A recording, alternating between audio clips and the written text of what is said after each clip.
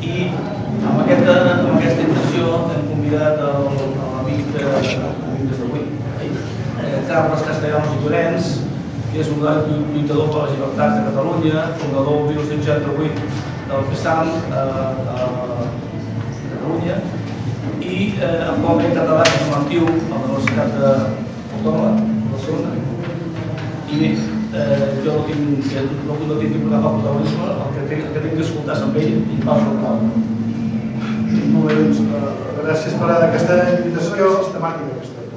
Serà, primer, d'una banda, amb la repressió. Comencem a tenir també en aquests moments uns indicis. La por pot ser amenaces, com han succeït en aquests casos del que podria passar, dels països que podien existir al fet de ser independents, però també serà el que ha passat, per exemple, en el partit de l'Atlètic de Madrid i el Barça, que va haver pallisses a la gent, pallisses molt dures, detencions, un fet que s'ha repetit al País Valencià, les mobilitzacions del mes de febrer, dels estudiants, i també ara recentment a Mallorca. O sigui, una repressió molt dura i que la gent mateixa no l'entén perquè és desproporcionat. O sigui, ells ja s'han posat en marxa en aquest sentit. La gent més jove, doncs, pallisses com els que hi havia als anys 80 contra els independentistes, per intentar que la gent agafi por i el retiri.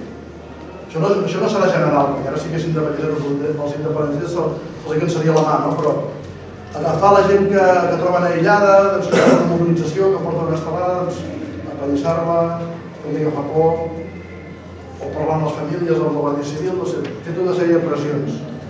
De fet, actualment estan produint el procés invers, la gent agafa més consciència perquè veu l'oportunitat d'haver estat.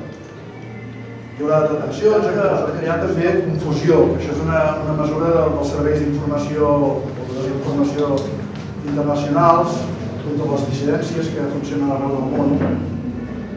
Crearan confusió contra la necessitat de la independència i també contra la viabilitat. Diguem, no és viable, quan ja fa per 120 anys que s'està dient que com a país, Catalunya i els països catalans són viables econòmicament, però hi anem creant a través de llibres, de conferències, del que sigui, de propaganda, de tot tipus aquestes visions, aquestes confusions respecte a una línia que el poble ja està començant a pensar de manera molt decidida. I els que vehicularan aquesta política seran sectors populars, els sectors populars més fàcilment manipulables, desvetllant dos tipus de corrents, crec, el que se'n pot dir l'anticatalanisme i el conservadorisme, que de vegades van junts però no tenen per què anar-hi. Entre sectors de la immigració s'intentarà estendre la idea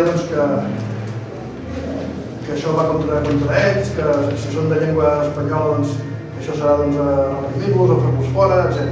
Jo com està a la presó, no me'n recordo una vegada, perquè he estat moltes vegades, l'any 87, la Guàrdia Civil que m'estava torturant a la Guàrdia Civil de Sants, del barri de Sants, a Barcelona, em va dir, és que vosaltres ens voleu fer fora, fem mencions que els partits polítics per ells mateixos difícilment se'n sortiran, ja ho estem veient que les eleccions es van fent, però l'independentisme es reflecteix en les eleccions de manera irregular, i això és degut que el marc mateix en què tenen lloc les eleccions és el marc de l'estat espanyol, hi ha unes normes que obliguen a fer les coses dintre d'uns marcs constitucionals establerts i aleshores és molt difícil trencar aquesta dinàmica i els partits mateixos tenen dintre seu, perquè són partits que treballen en aquest marc, moltes dificultats per avançar en posicions de ruptura del marc establert actualment. Per tant, és molt important que s'organitzi un moviment social cívic com l'assemblea perquè faci de complement al que volen els partits que es diuen independentistes i que empenyi els que estan encara indecisos a fer aquest pas. Per això que és molt important que tothom que vegi clara aquesta possibilitat que s'incorpori a l'assemblea. Ara, justament recordar que comença ben aviat una primera mobilització massiva de tota la gent del Principat de Catalunya i dels països catalans de cara a moure's per la independència. És la marxa cap a la independència que començarà el dia 30 de juny vinent i que concentrat des d'arreu de Catalunya i dels Països Catalans, amb un acte central a Lleida, que és el primer lloc que va ser ocupat a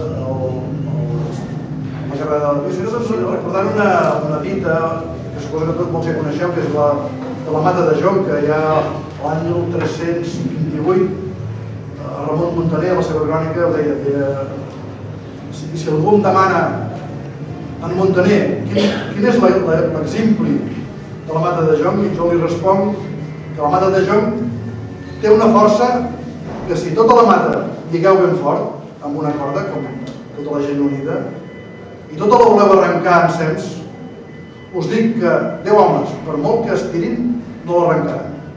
Encara que algun més s'hi posi.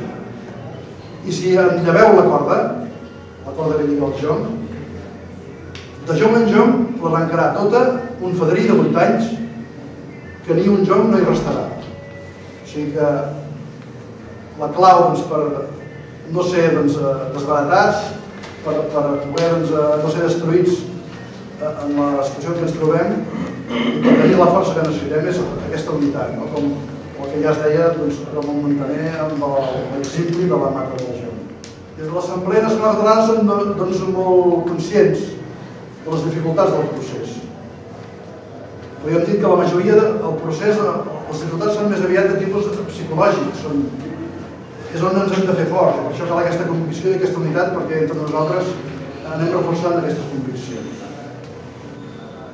Però ens hem preparat per superar-les, aquestes dificultats. I som conscients també ara de la gran responsabilitat que estem assumint perquè representem el que ara som i pel que volem ser ben aviat l'esperança de molta i molta gent.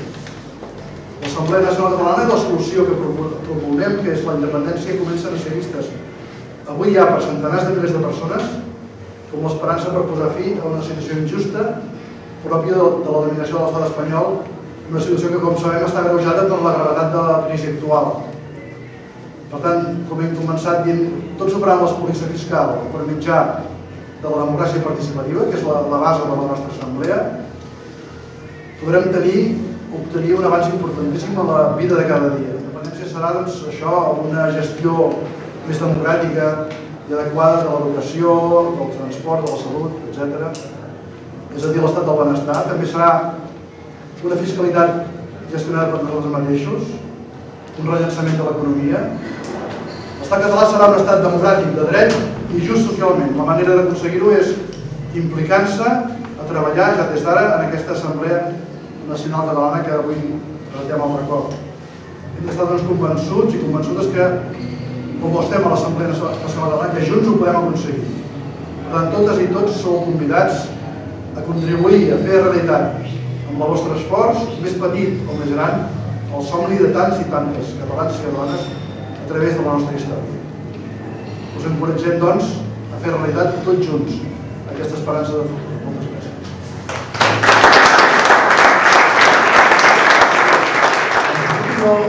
No plantegem un conflicte amb la Unió Europea perquè en aquest moment la Unió Europea no és per nosaltres, és només l'enemic que tenim, perquè el poder que actua sobre nostre principal és l'estat espanyol.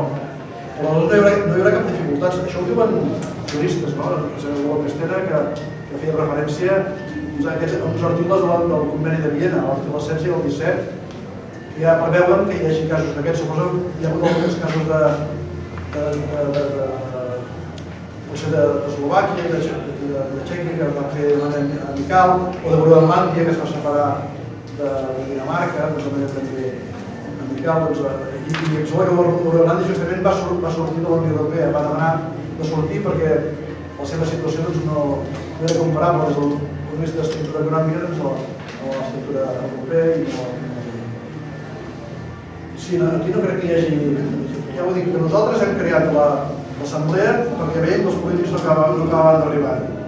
Nosaltres tampoc no volem aquí entrar a sac contra tots, i menys encara amb els que es diuen independentistes. El que sí que hem d'ajudar a fer el pas als que es diuen que no saben si ho són o no ho són, aquests sí que hem de forçar que facin el pas, perquè hi ha un tap aquí, hi ha un tap que no sabem encara per què és, perquè és allò que hem parlat de l'immobilisme, que hi ha gent que no vol fer el pas perquè veuen més perills que res. Ja està bé com està, sí. Potser hi ha gent que està bé com està, però la majoria de la població no està bé com està. I són els que hem d'empènyer a fer aquest pas.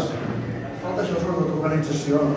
O sigui, tota la gent que es pugui fer de l'assemblea de Sant Marc hi ajudaran en aquest sentit. No? Perquè això no és fer-se d'un partit. Aquí no hi ha ni controls del que diu la gent i del que fa, sinó que tothom que vulgui treballar per la independència estem als governs i tant si fa molt com si fa poc podrà treballar en aquest mateix sentit. I no ha de donar comptes a ningú ni serà aquí trobant ni serà inspeccionat ni serà representat si no segueix el que diu la direcció, perquè és un moviment que anem fent entre tots plegats. I agafar l'assemblea no és res més que agafar i a les persones que ja estan mobilitzades per moltes coses i donar-hi aquesta orientació política. Dir que la sortida de tot això, de tots aquests problemes que hi ha de retallades, de sanitat, tot això, doncs és la independència. Després, un cop independència, ja veurem com organitzem, però la majoria dels mals, políticament, durant molts anys no tenen aquesta. I molta gent que potser no té sentiment nacional clar, però si té una mica de visió política sap que l'únic canvi polític important que pot canviar la situació al nostre país és la independència. No n'hi haurà d'altra, però no farem un canvi de...